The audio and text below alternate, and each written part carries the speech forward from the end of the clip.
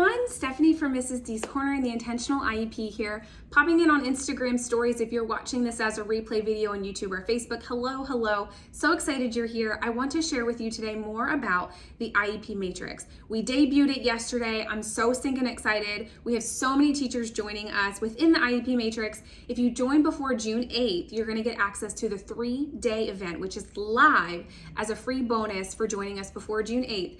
And we're going to do 2 trainings each day. I'll tell you more about that in a little bit. But we have so many teachers joining us for that. I'm so stinking excited. But I've been getting a lot of questions, so I figured it would just be easiest to share my responses to them in video format and show you a little bit more of the matrix, tell you more about the why behind we built it, and also just share the matrix with you so you can see it in live time on a video and not in pictures. So why did we build the matrix? I think it's really important that we start with this because it was built with a purpose. So when I first started teaching, I didn't really have any guidance. I didn't have any guidance when it came to writing IEPs, especially IEP goals. I kind of wung it for a little bit, if that's the right term, winged it. I wung it for a while, and it wasn't until I started teaching and was like 5, 6, 7 years in that I was like, there's a skill progression here. And if I look at the standards for my state, no matter what state I taught in, if I look at the standards, that's the bench, right? Like all of the standards build on each other, all of the skills connect in some way.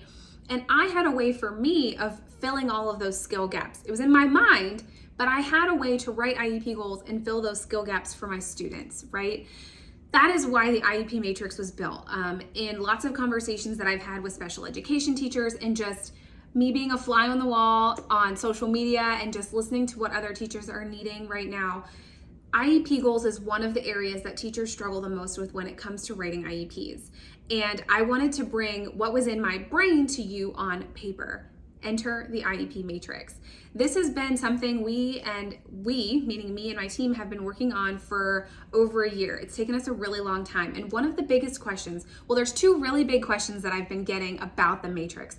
One is, it's not aligned to my standards, it's not going to work for me.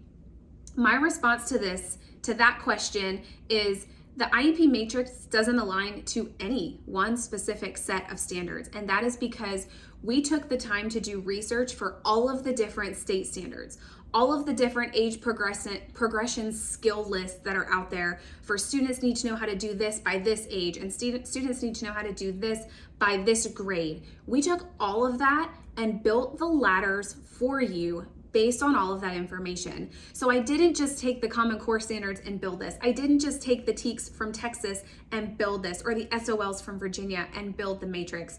It is a mix of all of the state standards. So one of the great things about when you join before June 8th, again, is those free bonus trainings you're gonna get that are live next week, June 7th, June 8th, June 6th, 7th, and 8th.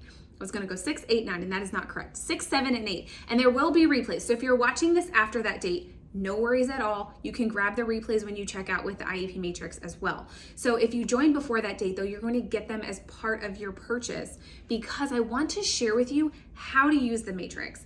Not just what it is. I want to share with you how to use it, how that aligns with writing IEP goals. So with the 3-day live event next week, you're going to get 3 different days of trainings, 2 trainings each day live. You're going to get to see me in person, ask all of your questions, and we're going to handle it. We're going to talk about using the Matrix, and we're going to talk about how to determine where to start on the Matrix, which is a huge, big question. Cannot wait to answer it for all of you. Then on day 2, that's Monday. On Tuesday, we're going to talk about using data to figure out where you need to start with writing IEP goals. And then I'm going to give you the writing IEP goals training that it's like a mini training that I teach inside of Intentional IEP writing. So you're going to get that with your Matrix purchase before June 8th. Then on day 3, we're going to talk about how to write your IEP goals with data collection in mind. That's a big one. Cannot wait. I've never given this training before. So excited to share it with y'all. And then the last training is adapting resources. So that's more of the implementation. How do I meet these goals now? I wrote them. I have my data collection in mind. I've taken the data. I have the data. How do I make this work in the classroom? We're going to talk about all of those things. So grab the Matrix. If you're like, oh, I don't know about the Matrix, but I want to attend those trainings, June 8th is your cutoff time to get those as part of the Matrix purchase. So anyway, back to the Matrix. That is one question I get. is the standards. It's not standards aligned, so it meets any state standards that you're working with. You're looking for the skill. You're looking at the specific skill your student can do, not the grade level it is on. It does align with a grade level state standard, right? So you can say, okay, I'm in Texas, I'm working on TEKS, and I'm just gonna throw this out there. Stephanie has to meet this 3rd grade standard of multiplication.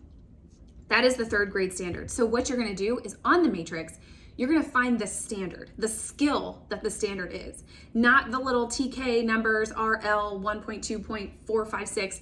You're not gonna find that, you're gonna find the skill. So what is the standard they have to do? What is the objective? Should the student be able to do? You're gonna find that on the matrix, okay? And again, we're gonna go through this in those trainings next week, but that is why it's not aligned to one specific set of standards. The other question that I've been getting is, it's K-3. It's not meant for me. I teach older students, or my students are older, they're working on this. Is it meant for me? Any combination of those couple of comments, that has been one big question that I've been receiving. And my response to that is this. When we work in special education, a lot of our students are working behind their grade level peers, right? They're falling grade levels below them. That is our job, to help them meet those standards. The matrix is how you will help get them there and give them the specific skill, the ladders to build on to get towards that grade level standard. Now, when it comes to grade level though, I will say that the skills that are within the IEP matrix are like pre-K through 6 for some grades. Other things, it is very K-3. What I want you to be wary of though, what I want you to know though, is like the fine motor and gross motor skills. We don't have standards for those, right? They're more of a skill progression based on age. And some of our students, you can have high school students that are still working on holding a pencil correctly or writing their name within lines. And that is completely okay. That is a skill that grade level peers are learned in elementary school. So that skill is going to be covered in the matrix. So I don't want you to think specifically about a grade level, what you teach. I want you to think about the skills that your students are working towards, right? So what skills are your students working on mastering? And then looking at the matrix and seeing if that is what is meant for your students. This matrix is not meant for your students to see, it is meant for you as the teacher. Okay, keep that in mind as well. Let me show you the matrix really quick. I'm so stinking pumped about this. So this is the matrix laying here behind me on my couch. I printed it. It is 565 pages. It is a beefy document. When you download it, you can download it as one PDF, which I have here on my iPad. I threw it. So what you're gonna do is you're gonna download it. You can download it as the one single PDF. I did that, threw it in my Google Drive so I can access it. It is meant to be used digitally. If you want to print it like I did, go right ahead. I give you everything you need, all of the binder dividers, the covers, the spines, all of the things are in the download for you to print them if you would like. I am very paper pencil. I love having things in tangible format, not so much on technology, but I do have it in my drive as well. Or you can download it separated by folder. So like I showed you previously, these are all the skills that are in the matrix. So let me make this bigger. You're gonna have a table of contents in the one large PDF. And I know that it's backwards, I apologize. So you're gonna have your one large PDF table of contents. You can click the numbers, it'll go specifically to that section, or you can just scroll through. So you're gonna go through ELA, you're gonna have language acquisition, receptive and expressive language. You've got language pragmatics, oral language, phonemic awareness, phonological awareness, phonics, word recognition, fluency, all of the things that you're going to cover in ELA. Then you have math, so number counting, recognition, cardinality, base 10, place value, comparing and ordering numbers, rounding, all the way up through financial literacy. You're going to be talking about geometry, fractions, data and graphs. All of that is in here for y'all, okay? So those are higher level skills. Those are your 4th, 5th, and 6th grade skills. And then you have technology, science, so you're going to be talking about Earth and space, solar systems, Earth surface and resources, climate, weather, the seasons, environment and organisms, force, motion and energy, classifying, measurement, states of matter, mixtures, chemistry. You're going to go into history, which is divided into or social studies is divided into history, civics, economics, and geography. And then the other skills include fine motor, gross motor, sensory processing, social skills, which covers that emotional development and emotional regulation, interpersonal skills, social play, and then also self-care. So it covers so many different skills. So you can take the table of contents, you can click on one of the numbers, and it'll take you to that specific skill. So for here, I clicked on science, earth and space, rock, soil, and water. So this is what it looks like. Let me put it this way because it is meant to be used this way. So what you're going to see when you have the matrix here is you have the skill in the first column, the prerequisites in the next column, the skill mastery in the third column, and then the activities in the next column over here. So you have 4 columns. Some of them have 3, most of them have 4. When it comes to the skill, this here is what you're going to be looking at. So the first skill you're going to see here, you're going to see a number or a letter. So if you see the letter K, that's a kindergarten skill. A number 1 is first grade. And as you go down, the skill is building on itself. So this is your first, what they're going to be learning in that kindergarten pre-K grade, right? As you go down, the skill is going to increase in difficulty.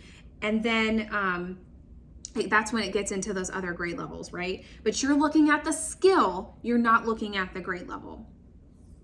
So then what happens next? So say we're working on, okay, my student is in 4th grade, but they're working on distinguishing between natural and man-made resources. That's just the first one on this list here. So the prerequisites that my student needs to know to be able to master this skill are the different vocabulary, which are listed here. The student has to be able to identify natural resources, and they also have to be able to identify man-made resources. To be able to master that skill, they have to know those 2 prerequisite skills, right? Those could be my objectives. Do you get it? Then the skill mastery is going to tell you what exactly the objective is for that student to master. So the student can observe properties of resources to identify if it's natural or man-made. That is the skill that they are mastering. Now the activities is where it gets really cool. So if you are looking for further activities or assessments, and I wish I would have clicked an ELA or a math one because only the ELA and math have assessments linked right now. We're working on that, don't worry. So I'm gonna go back up to, we're in math measurement. So this same layout, right? You got the 4 columns. You have activities, so you can click on task boxes and it will take you to my TPT shop for all of the task boxes. If you're looking for a specific task box for this specific skill, click the link in the activities. You can also do time task boxes. It will link a specific activity for that. If you are looking for an assessment, for baseline assessment, for progress monitoring on a specific skill, if you see a little green dot in math or ELA, that means there is an assessment that you can grab to assess those skills, okay? And when you grab the matrix, you have the option to grab the assessments at a super discounted rate, like unbelievable discounted. If you're curious what it is, just go through checkout without actually checking out and take a look at it. So that'll link which specific assessments are there for that skill. And the assessments, the green dots, are going to be found in the ELA and the math. So again, it's the same thing. Let me grab one of my binders here. Let me show you the additional skills. So I split my binders up into ELA, and then I split my binders up into math as well. And then I also, I did ELA and math, ELA and math. I put that all together. I went and got some really cute, I have to finish filling in this here for myself, but I have to, super cute tabs that I got just like off of Depot. Tabs are included for you if you want to print them. And then science and social studies is in its own binder. And then I threw all of the additional skills in here. So it looks the same. So if you're curious what it looks like, so see how fine motor only has 3? Because mastery is going to be what this is here. So this is fine motor. Again, skills are going to build on one another as you go down the list. So it looks the same. Everything is separated the same as the digital. When you print it out, you have that option as well. I hope that answers all of your questions. I know that that was like a very thorough 15-minute explanation of what the IEP Matrix is. But if you're looking for more, I promise you, when you grab the Matrix and you come to those live trainings next week, the live 3-day event, the bonus trainings that are included through June 8th, you're going to get even more than what I just shared with you. I'm going to show you exactly how to use it, how that aligns with writing IEP goals, how that aligns with what data you have, how to collect the data, how to write the IEP goals, and then keep that data collection in mind, and then how to adapt those resources to fit those IEP goals. I'm gonna cover all the bases, y'all. I'm so stinking excited. I can't even handle it. But I'm gonna leave you there for now. If you have other questions, please leave a comment below here. Send me a DM, send me an email.